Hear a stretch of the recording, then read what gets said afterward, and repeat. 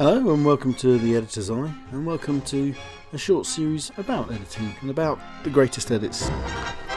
And today I'm going to be looking at an edit from 2001. It's one of the most famous edits in the world, and what basically happens, spoiler alert, is a bone cuts to a spaceship.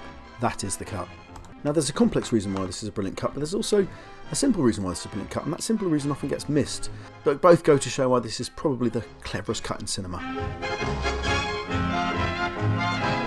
The cut comes from the Dawn of Man sequence from Stanley Kubrick's 2001 Space Odyssey. It's a very interesting jump cut, but before I go into that, there's actually a couple more jump cuts in the same sequence that often get overlooked. To set the scene, we're right back at the Dawn of Man.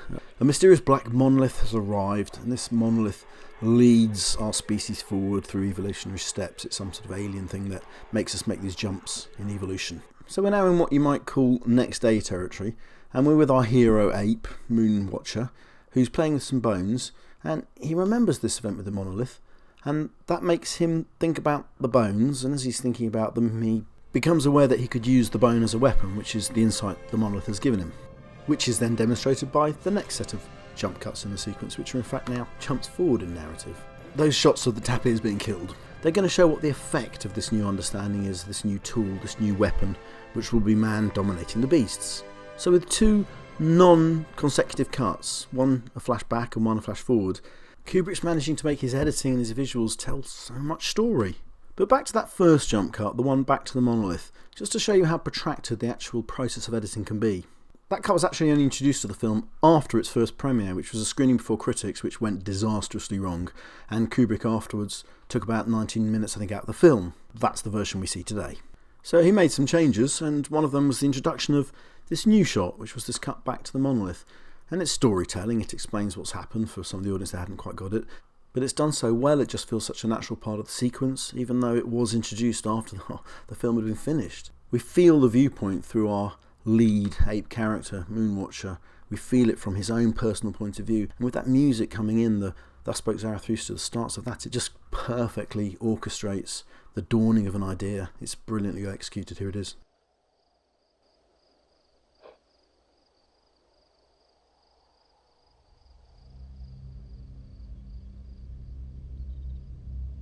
But now the more famous jump cut, which comes at the end of the sequence after Moonwatcher has realised his bone can be a weapon. He tosses the bone up in the air and we jump cut to a spaceship. It's a beautiful intellectual jump cut because we're jumping from a tool, an early tool, to a late tool, a spaceship. So it's obviously a lovely intellectual cut from a tool to a tool, but it's also a cut in a different sense, and in a more obvious sense. 2001 itself was actually created by Arthur C. Clarke, the science fiction writer, and Stanley Kubrick together.